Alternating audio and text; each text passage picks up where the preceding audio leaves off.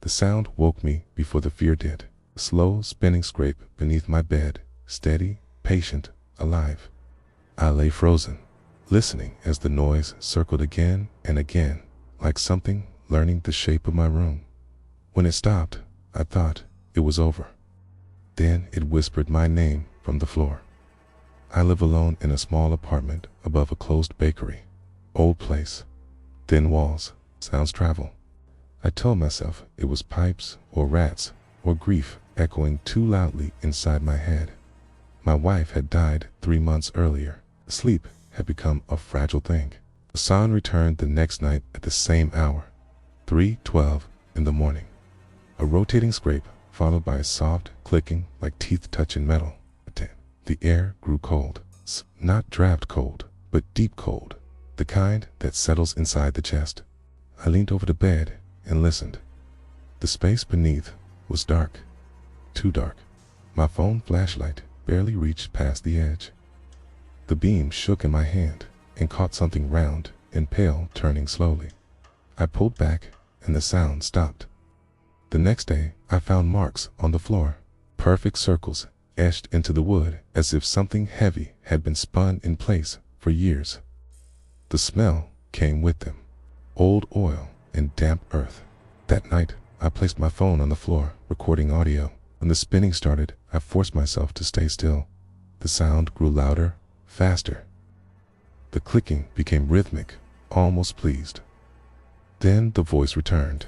It said, "The bed remembers." The recording caught everything.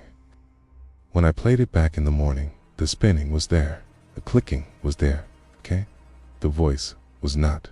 Only my breathing, panicked, uneven, and another sound layered beneath it. A second breath, deeper, slower, not mine.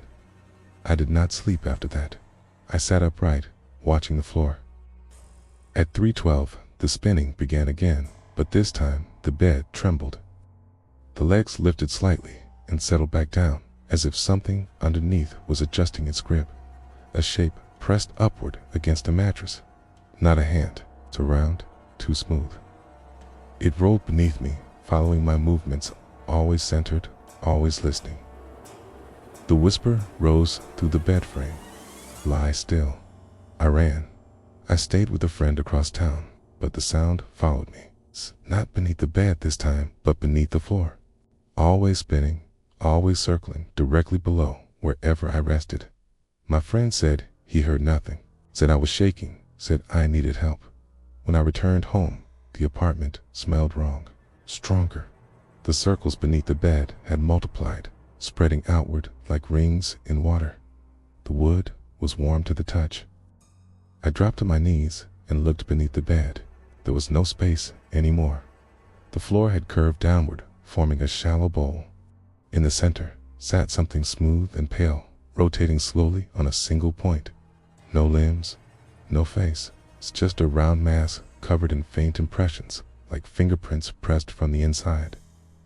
As it spun, the impressions shifted, forming words that never stayed long enough to read. The bed creaked as it lowered itself. The thing beneath me began to hum. A vibration rolled through the room, rattling the walls. The whisper grew louder, no longer gentle. "This bed has held many." Images filled my head. People sleeping, dreaming, dying.